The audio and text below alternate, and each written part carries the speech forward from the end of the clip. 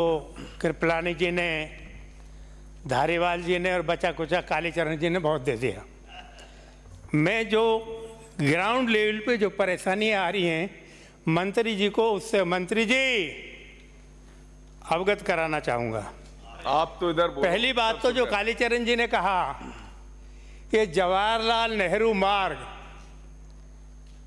जयपुर का दिल है, अगर इसके ऊपर आज देखिए एसएमएस हॉस्पिटल है, एसएमएस कॉलेज है, हॉस्टल्स हैं, जेके लोन हॉस्पिटल है, बिरला मंदिर है, गणेश मंदिर है, जेडीए है, यूनिवर्सिटी है, इंदिरा जी की स्टैचू है, गांधी जी की स्टैचू है, ओटीएस है, पोदार इंस्टीट्यूट है और इतने वर्ल्ड ट्रेड सेंटर है। अगर उसके ऊपर आप एलिवेटेड रेल बनाएंगे तो वो उसकी जो ब्यूटी है वो ख़त्म हो जाएगी। मेरा सभापति महोदय आपके माध्यम से सरकार से निवेदन है, अगर आप वीआईपीज को दिल्ली सीधा लेके जाना है, वहाँ एयरपोर्ट ले जाना है, तो आप जेडीए सर्किल से आप अंडर रोड बना दीजिए ना। नीचे तो कुछ नहीं, नीचे से ले जाइए, नीचे नीचे चले जाके एयरपोर्ट चले जाएंगे। इसलिए इसको गंभीरता से ले। ये कालीचरण जी बैठे हैं, 93 से 98 की बात है। आज जहाँ सेंट्रल पार्क बना हुआ है, भैरव सिंह जी इस पर तैयार हो गए थे कि जो डायमंड मार्केट बनाएंगे। उनसे एक डेलीगेशन सत्ता और विपक्ष दोनों का मिला और उनको कहा जयपुर में कोई जगह तो ऐसी छोड़ो जहाँ सांस ले सके। उन्होंने बात मानी, आज खूबसूरत वहाँ सेंट्रल पार्क बना हुआ है। इसलिए अगर कोई सुझाव देता है तो सरकार को मानना चाहिए। अगर भैरव सिंह जी भी उस टाइम जिद पे आ जाते तो वहाँ एक मार्केट बन जाता और ये खुली हवा सेंट्रल पार्क की नहीं होती। दूसरा मैं निवेदन करना चाहूँगा, जेडीए यूआईटीज में अनऑथराइज कंस्ट्रक्शन क्यों हो जाता है?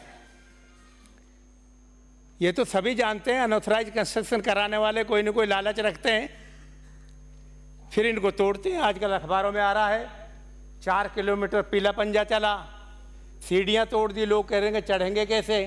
बनने ही क्यों दिया जाता है? जो जोन के अधिकारी होते हैं या बीट के अधिकारी होते हैं, जब तनख्वाह लेते हैं, पर्क्स लेते हैं, उनकी जिम्मेदारी नहीं है कि वहाँ देखें कि जेडीए की या यूआईटी या सरकारी ज़मीन पे अतिक्रमण नहीं हो। देखते रहते हैं, फिर तोड़ते रहते हैं, यही प्रक्रिया चलती रहेगी।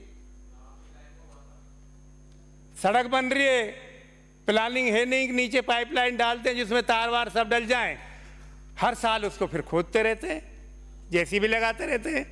तो कोई प्लानिंग होनी चाहिए कि नहीं होनी चाहिए? मेरा आपसे के माध्यम से सरकार से निवेदन है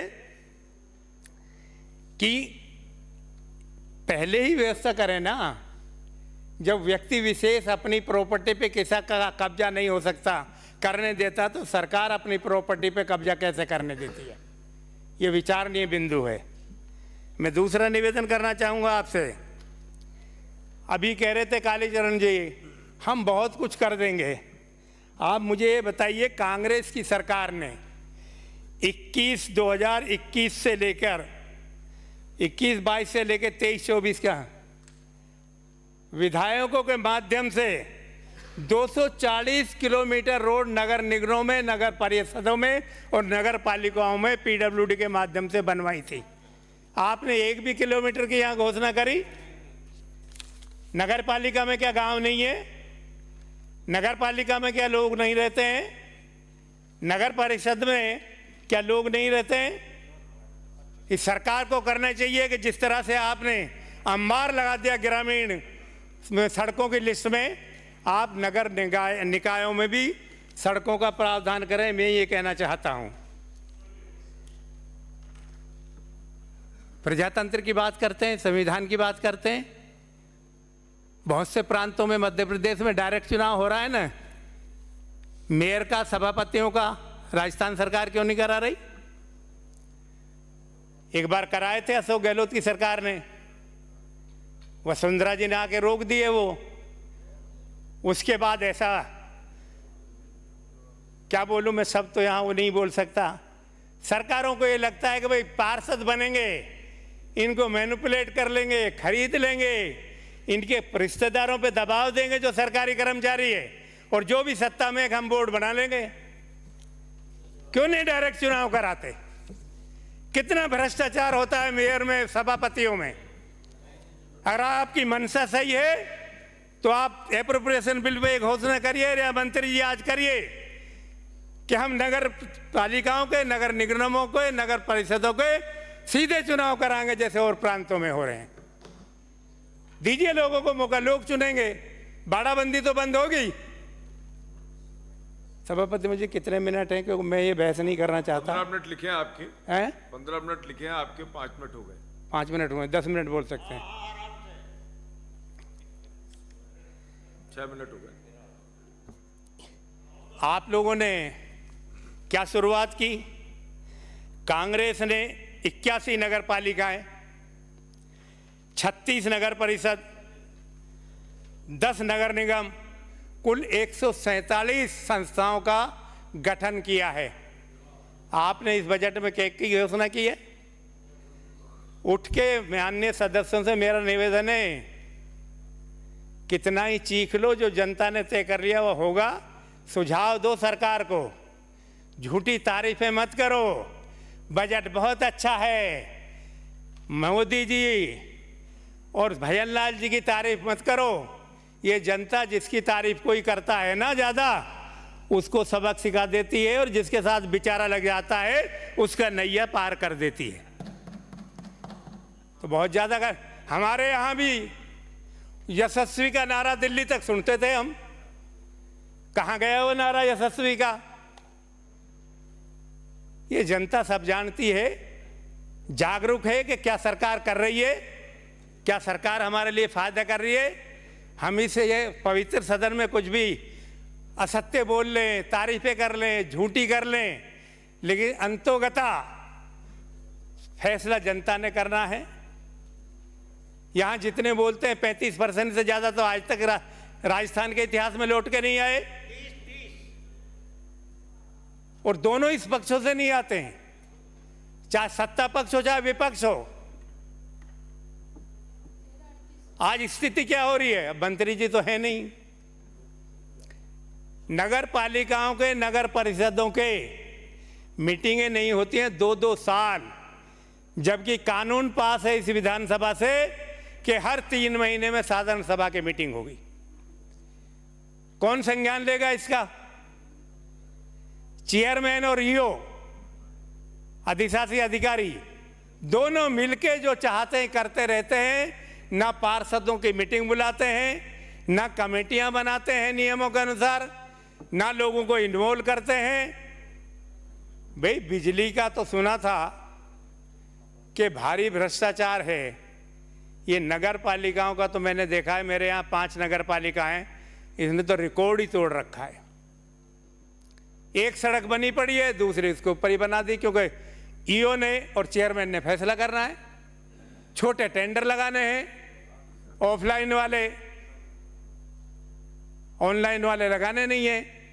इसकी व्यवस्था कौन करेगा कि समय पे मीटिंग हो, ताकि पार्षद अपनी बात रख सके, एमएलए भी उसमें मीटिंग में जाके अपनी बात रख सके।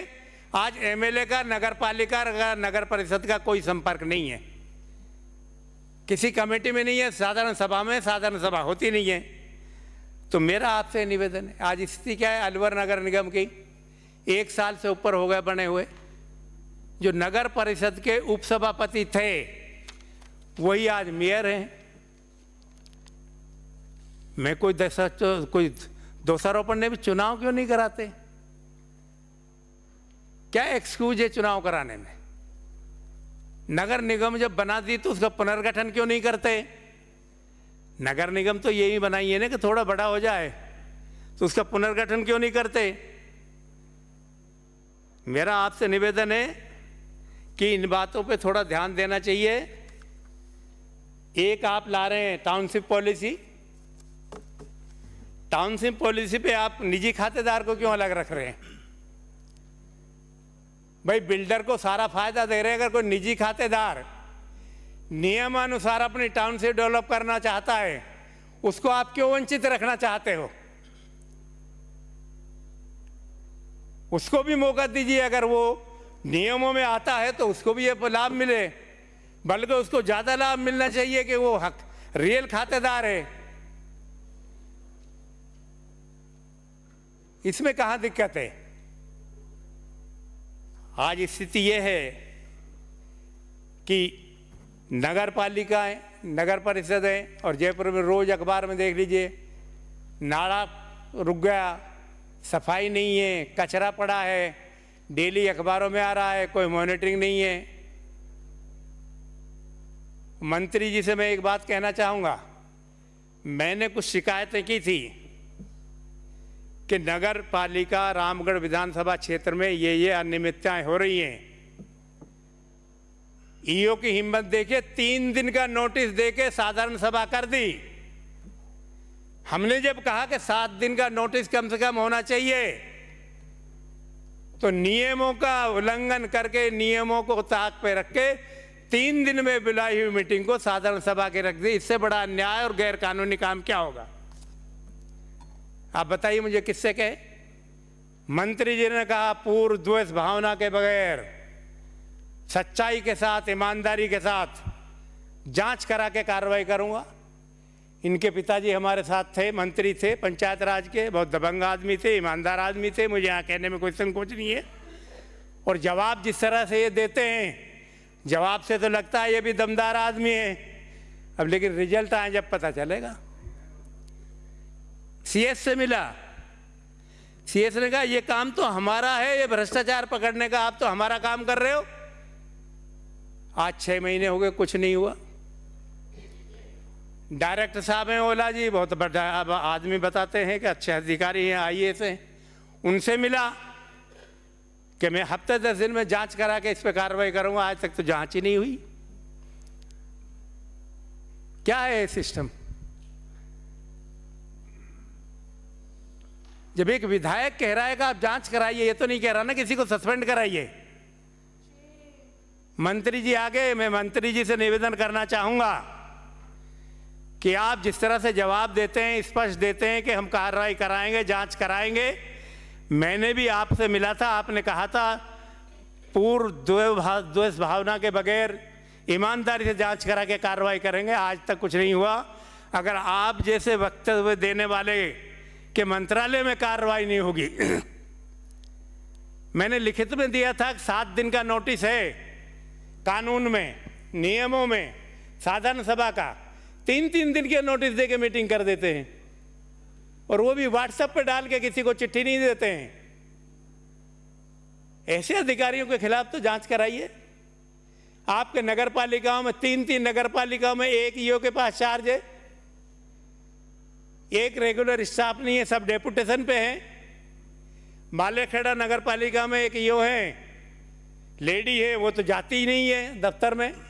काम कैसे होंगे? लोग खातेदारियों में पट्टे दे रहे हैं, खाइयों में। मैं आप रिकॉर्ड पे लाना चाहूंगा, आप जांच करा लीजिए। रामगढ़ विधानसभा क्षेत्र की नगर पालिकाओं में जो राजा महाराजाओं के टाइम में किले होते थे, खाइयां होती थी पानी के निकाल के लिए, उनमें पट्टे दिए जा रहे हैं। जहां गोडाउन बने हुए हैं, वहां स्टेट ग्रांट में पट्टे दिए जा रहे हैं, निजी खातेदारियों में पट्टे दिए जा रहे हैं। इनकी जांच कौन कराएगा? आप कराइए। मैंने पहले भी आपको लिख के दिए, फिर दिए, क्योंकि आपके पिताजी हमारे साथ मंत्री थे, हम एमएलए थे, बहुत ईमानदार मजबूत आदमी थे, पंचायत राज मंत्री थे।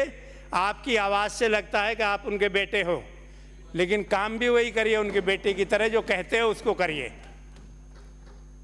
मुझे कोई संकोच नहीं है, जो आदमी सही है उसके लिए सही कहना, और गलत है उसके लिए गलत कहना।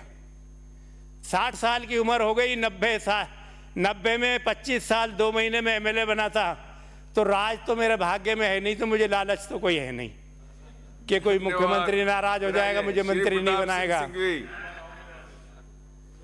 बिराजे साहब, बिराजे मानिए सर। इनका हो रहा है आधा मिनट, आपका हो गया सर? आधा मिनट वाइंड अप तो कर बैठ दूं। जाए सर, आधा मिनट। तो मेरा मंत्री जी आपसे निवेदन है, मैंने जो बात रखी है, एक ये रखी थी डायरेक्ट चुनाव कराइए, और प्रांतों की तरह नगर मेयर का भी, चेयरमैन का भी आपने समय दिया अध्यक्ष जी, लेकिन मैंने बहुत उम्मीद के साथ इस पवित्र सदन में ये बातें रखी हैं क्या आप इनका संज्ञान लेंगे, इनके ऊपर उचित कार्रवाई करेंगे ताकि एक सरकार के ऊपर विश्वास जम सके। बहुत बहुत धन्यवाद। जय हिंद। धन्यवाद। श्री अध्यक्ष, माननीय सभापति महोदय, आज आपने